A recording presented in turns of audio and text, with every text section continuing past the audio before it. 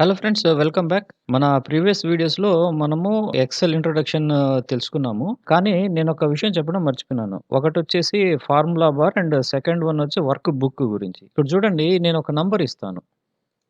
For example ఇక్కడ 6 ఇచ్చాను. And ఇక్కడ ఇంకొక సెల్‌లో వచ్చేతలకి ఈక్వల్ టు 6+4 ఇచ్చాను. ఇప్పుడు చూడండి, ఇప్పుడు మనకు ఇక్కడ 2 నంబర్స్ కనపడుతున్నాయి. 6 అండ్ 10. ఇప్పుడు మనకు ఈ 2 కూడా మనకు నంబర్సే. Both are numbers. కానీ ఎక్సెల్‌లో మాత్రం ఈ 6 ఏదైతే ఉందో దీన్ని నంబర్ అండ్ ఈ 10 ఏదైతే ఉందో దీన్ని ఫార్ములాగా ట్రీట్ చేస్తుంది. అంటే ఈ ఫార్ములాస్ గురించి మనం నెక్స్ట్ వచ్చే వీడియోస్‌లో మనం కొంచెం డెప్త్‌గా తెలుసుకుందాము. And next one is work book. Work book is nothing but bunch of sheets.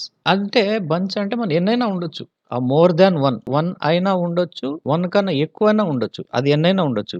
ఇప్పుడు ఈ వర్క్ బుక్‌లో మనము ఈ వర్క్ షీట్స్ ఏవైతే ఉన్నాయో అవి 1 నుండి 255 ఐ మీన్ 1-255 షీట్స్ వరకు మనం క్రియేట్ చేసుకోవచ్చనమాట. ఇప్పుడు చూడండి, ప్లస్ సింబల్ ఉంది గదా! ఈ ప్లస్ సింబల్ కింద గనక ప్రెస్ చేశాము అంటే మనకొక వర్క్ షీట్ క్రియేట్ అవుతూ పోతది. ఇట్లాగా మనం 255 వర్క్ షీట్స్ మనం క్రియేట్ జేసుకోవచ్చనమాట. అట్లనే ఈ వర్క్ షీట్ ఏదైతే ఉందో దీన్ని మనం కలర్ గూడా చేంజ్ జేసుకోవచ్చు. ఫర్ ఎగ్జాంపుల్ చూడండి, దీని మీద రైట్ క్లిక్ ఇచ్చాను. ట్యాబ్ కలర్ క్లిక్ చేశాను. నా ఇష్టం. అంటే మనకు అనుగుణంగా మనకు ఏదైతే అవసరం ఉంటదో అట్లా మనం షీట్ యొక్క కలర్స్ మనం చేంజ్ జేసుకోవచ్చనమాట. చూసారా? ట్యాబ్‌లోకొచ్చాము. చూసారా? రైట్ క్లిక్ ఇచ్చాను. ట్యాబ్ కలర్ ఇక మన ఇష్టం. మోర్ కలర్స్‌లోకొచ్చాము. ఇంక మన ఇష్టం అది. అట్లనే మనకు అవసరం లేని షీట్స్ ఏవైతే ఉన్నాయో దాని మీద రైట్ క్లిక్ ఇచ్చి డిలీట్ చేసుకోవచ్చు. ఇప్పుడు చూడండి, డిలీట్ చేయడం ఆటోమేటిక్ డిలీట్ అయిపోతుంది. అంటే ఇక్కడేం డేటా లేదు. ఈ షీట్ అంతా ఖాళీగా ఉంది కాబట్టి డిలీట్ అయిపోతుంది. అదే ఫర్ ఎగ్జాంపుల్ నేను ఇక్కడ ఒక నంబర్ ఏదో ఏదో డేటా ఇచ్చాను. ఇప్పుడు నేను దీన్ని డిలీట్ చేస్తే మాత్రం కన్ఫర్మేషన్ అడుగుద్ది. చూడండి, డిలీట్. చూసారా? Microsoft Excel will permanently delete the sheet. Do you want to continue? Cancel అంటే డిలీట్ కాదు. డిలీట్ అంటే డిలీట్ అయిపోద్ది. ఓకేనా? అండ్ ఈరోజు మనం టేబుల్ అంటే ఏంటి? రేంజ్ అంటే ఏంటి? అలాగే రిఫరెన్స్ అంటే ఏంటో తెలుసుకుందాం. First of all table. ఇంతకుముందు నేను చెప్పాను గదా! మనం ఏ విధంగా వాల్యూస్‌నైతే చూస్తామో ఎక్సెల్ మాత్రం అలా కన్సిడర్ చేయదు. ఇప్పుడు ఎగ్జాంపుల్ చూడండి. నేనొక షీట్ ఓపెన్ చేస్తాను, టేబుల్ అనేది. ఇప్పుడు చూడండి, ఇక్కడొక డేటా ఉంది. ఈ డేటాని చూస్తే మనకైతే టేబుల్ ఫార్మాట్‌లోనే అనిపిస్తది.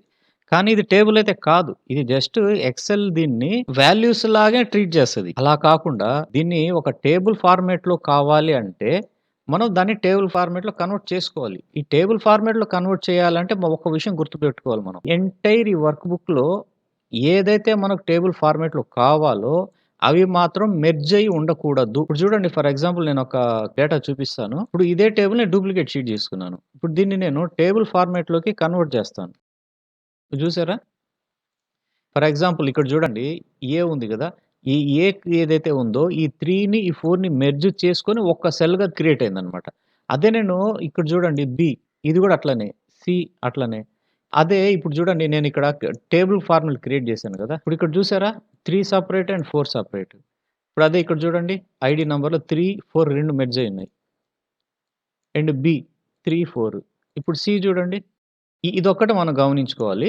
ఇప్పుడు నేను దీన్ని ఓకేనా? ఫర్ ఎగ్జాంపుల్ జస్ట్ ఎగ్జాంపుల్ అనమాట ఇది. ఇప్పుడు చూడండి, నాకు ఏ డేటా అయితే నాకు టేబుల్ ఫార్మాట్‌లో కావాలో, ఆ డేటాని నేను సెలెక్ట్ జేసుకోవాలి. ఇప్పుడు ఇది గూడా మెర్జ్‌లో ఉంది. ఇది గూడా మెర్జ్ తీసేస్తాను. ఇప్పుడు ఇక్కడి నుండి ఇక్కడ వరకు అంటే ఏ5 నుండి ఎల్11 వరకు నాకు టేబుల్ ఫార్మాట్‌లో కావాలి. నేను ఈ డేటాని సెలెక్ట్ జేసుకొని కంట్రోల్ టీ ప్రెస్ చేస్తాను. ఇక్కడ చూసారంటే మై టేబుల్ హాస్ హెడర్స్. నాకు హెడర్స్ ఉన్నాయి. హెడర్స్ లేవు. హెడర్స్ ఉన్నాయంటే అది బై డిఫాల్ట్ హెడర్స్ ఇవ్వదు. చూపిస్తా చూడండి. నాకు డిఫాల్ట్ నేను హెడర్స్ లేవని ఇస్తాను. ఓకే అన్నాను. ఇప్పుడు చూసారా? కాలమ్ 1, కాలమ్ 2, కాలమ్ 3, కాలమ్ 4 ఇట్లా కాలమ్స్ ఒస్తాయి. అదే నేను కంట్రోల్ టీ ప్రెస్ చేశాను. మై టేబుల్ హాస్ హెడర్స్ అని సెలెక్ట్ చేసుకొని ఓకే అన్నానంటే, ఇది చూడండి, ఇదే హెడర్స్ లాగా తీసుకుంటదన్నమాట. ఓకేనా? ఇక్కడ చూడండి, నేను ఏదైతే టేబుల్ ఫార్మాట్‌లో కన్వర్ట్ చేశానో, వాటి వరకు సెలెక్ట్ చేస్తే టేబుల్ స్టైల్స్ కనపడతది. నేను సెలెక్ట్ చేసుకున్న ఏరియా ఏదైతే ఉందో అక్కడ నేను గనక క్లిక్ చేశానంటే ఆ టేబుల్ అనే గ్రూప్ కనపడదు చూడండి. కన్వర్ట్ చేసిన టేబుల్ దగ్గర క్లిక్ చేస్తే టేబుల్ డిజైన్ వస్తది చూడండి. ఓకేనా? ఇప్పుడు అట్లనే నేను కన్వర్ట్ చేసిన టేబుల్ ఏదైతే ఉందో, ఆ టేబుల్‌ని సెలెక్ట్ చేసుకొని, ఈ టేబుల్ స్టైల్స్‌లో ఏదైతే ఉన్నాయో అక్కడ different, different types of styles కనపడతాయి. చూడండి. మనకి ఏ స్టైల్ అయితే కావాలో ఆ స్టైల్ సెలెక్ట్ చేసుకున్నామంటే, ఆ స్టైల్స్ చేంజ్ అవుతాయి. ఓకేనా? అండ్ ఈ టేబుల్ డిజైన్‌లో చూసారా? ఈ హెడర్ రో. ఈ హెడర్ రోని బై డిఫాల్ట్ అది సెలెక్ట్ అయ్యింది. అంటే ఇప్పుడు నేను దీన్ని డీసెలెక్ట్ చేస్తాను. చూసారా? హెడర్ ఏదైతే నేనిచ్చానో ఆ హెడర్ డిజేబుల్ అయిపోయింది. ఇప్పుడు నా అదే హెడర్ క్లిక్ చేశానంటే హెడర్ వస్తది. అట్లనే టోటల్ రో. ఇక్కడ చూడండి టోటల్ రో క్లిక్ చేశానంటే ఇంకో రో ఇన్సర్ట్ అవుతది చూడండి. బై డిఫాల్ట్ టోటల్ రో. నేను ఆల్రెడీ ఇక్కడ డేటా ఇచ్చున్నాను కాబట్టి నేను టోటల్ రో తీసుకోను. నెక్స్ట్ వన్ వచ్చేసి బ్యాండెడ్ రోస్. ఇప్పుడు చూడండి ఈ రో ఏదైతే ఉందో ఈ రో మొత్తము కలర్‌తో ఉంది చూడండి. ఈ కలర్ వద్దు అంటే మనం ఈ బ్యాండెడ్ రోస్ అనేదాన్ని తీసేస్తాం. ఓకేనా? అండ్ నెక్స్ట్ వచ్చేసి ఫస్ట్ కాలమ్. అట్లనే లాస్ట్ కాలమ్. Banded columns. ఇప్పుడు మనం ఈ రోస్ ఇచ్చాం గదా! అట్లనే కాలమ్స్ ఓకేనా? ఇప్పుడు చూడండి. Banded columns, banded rows. And filter button. ఈ డేటాలో ఫిల్టరింగ్ ఉంది చూసారా? ఈ ఫిల్టర్ నాకు అవసరం లేదంటే మనం క్లిక్ చేసామంటే ఫిల్టర్ వెళ్ళిపోద్ది. ఈ ఫిల్టర్ ఎందుకు యూజ్ అవుద్దనేసి మనం ప్రీవియస్ వీడియోలో గూడా చెప్పున్నాను. అండ్ నెక్స్ట్ వీడియోలో గూడా మనం దీని గురించి తెలుసుకుందాం. అండ్ నెక్స్ట్ వన్ వచ్చేసి రిఫరెన్స్. రిఫరెన్స్ గురించి తెలుసుకుందాము. Cell reference is nothing but cell address. మనం ప్రీవియస్ వీడియోస్‌లో కూడా మనం దీని గురించి డిస్కస్ చేసుకున్నాము. ఫర్ ఎగ్జాంపుల్ చూడండి. ఇప్పుడు ఇది సి కాలమ్ ఇది 3 రో ఓకేనా? ఈ 2 కలిస్తే సి3 ఇంకోసారి చూడండి. ఇప్పుడు ఎగ్జాంపుల్ నేను ఇక్కడ డీలో ఉన్నాను. దీని సెల్ రిఫరెన్స్ ఏంటి? డి3.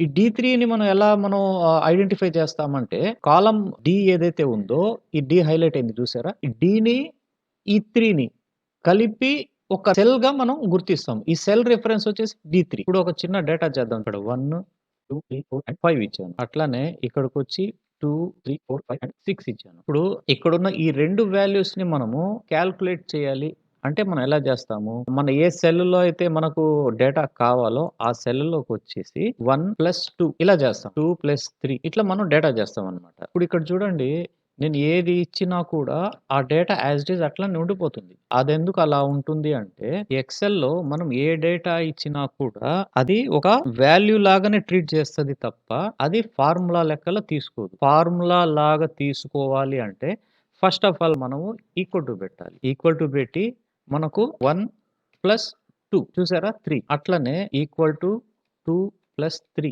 ఈక్వల్ టు 3+4 ఈక్వల్ టు 4+5 ఇప్పుడు చూసారా ఇక్కడ మనం ఈక్వల్ టు పెట్టాము కాబట్టి సెల్‌లో ఉన్న వాల్యూస్‌ని అది ఫార్ములా లాగా ట్రీట్ చేసింది కాబట్టి అది కాలిక్యులేట్ చేసి మనకు డేటా అవుట్‌పుట్‌ని ఇచ్చింది. ఇప్పుడు చూడండి నాకు ఈ డేటా ఏదైతే ఉందో నేనిక్కడ ఈ 1ని నేను 2 చేశాను. ఈ టోటల్‌లో చూసారా చేంజెస్ లేదు. దీన్ని 3 చేశాను. చేంజెస్ లేదు. ఇప్పుడు నాకు ఆ డేటా చేంజ్ అవ్వాలి. ఎప్పుడైతే ఇక్కడ నేను డేటా చేంజ్ చేస్తానో ఆటోమేటిక్‌గా ఇక్కడ కాలిక్యులేట్ జరిగి నాకు టోటల్ రావాలి అంటే అది పాజిబుల్ అవుతదా అంటే 100% పాజిబుల్ అవుతుంది. ఫర్ ఎగ్జాంపుల్ నేను ఇది డిలీట్ చేసేస్తాను కన్‌ఫ్యూజన్ లేకుండా. అదెలా పాజిబుల్ అవుతది అంటే, ఇందాక మనం ఎట్లా ఇచ్చాము? డైరెక్ట్ వాల్యూస్ ఇచ్చాము. డైరెక్ట్ వాల్యూస్ ఇచ్చాము ఈక్వల్ సింబల్‌తో. ఓకేనా? ఇప్పుడేం చేస్తామంటే డైరెక్ట్ ఈ సెల్ రిఫరెన్సే ఇస్తాం. ఎట్లా అంటే ఇప్పుడు చూడండి ఈక్వల్ టు ఈ ఈ2 ఏదైతే ఉందో ఈ2 ప్లస్ ఎఫ్2 ఎంటర్. ఇప్పుడు చూడండి ఈక్వల్ టు ఈ3 ప్లస్ ఎఫ్3 ప్రతీదీ మనం టైప్ చేయాల్సిన అవసరం లేదండి. జస్ట్ మనం ఒక్కసారి మనం ఫార్ములా ఇచ్చి దాన్ని డ్రాగ్ చేసాము అంటే ఆటోమేటిక్‌గా ఆ ఫార్ములా దానికి అప్లై అయిపోద్దనమాట. ఇప్పుడు చూడండి నేను ఇక్కడ 1 ప్లేస్‌లో 2 ఇచ్చాను. ఆటోమేటిక్‌గా ఇక్కడ వాల్యూస్ చేంజ్ అవుతాయి చూడండి. ఇక్కడ 3 ఇచ్చాను. ఇక్కడ 4, 5, 6 ఇక్కడ 10 ఇచ్చాను. ఓకేనా? అది అట్లా ఫార్ములా చూసారు గదా! ఆటోమేటిక్‌గా చేంజ్ అయిపోద్ది. ఇప్పుడు ఇదే ఫార్ములా నేను సైడ్‌కి డ్రాగ్ చేస్తాను చూడండి. వాల్యూస్ చూసారా? ఇప్పుడు ఇక్కడ ఏమన్నాం మనము? ఈ ప్లస్ ఎఫ్ అన్నాము. ఇక్కడికొచ్చేది ఎఫ్ ప్లస్ జీ అవుతది. ప్లస్ ఎఫ్2 ఓకేనా? నేనిక్కడ సేమ్ కాలిక్యులేషన్ తీసుకున్నాను. ఈ డేటా మొత్తం డిలీట్ చేశాను. నాకు ఇక్కడ టోటల్ కాలిక్యులేషన్ ఎట్లా జరగాలి అంటే 1+2, 2+2 నేను మీకు అర్థం అవ్వటానికి చెప్తున్నాను.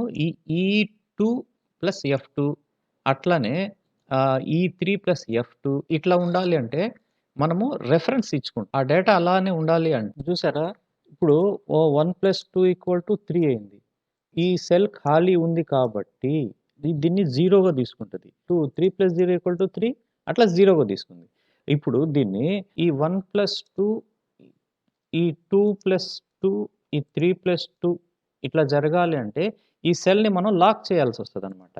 ఏదైతే ఫార్ములా ఉందో మనం దాన్ని లాక్ చేయాలనమాట. లాక్ చేయాలంటే ఏం లేదు.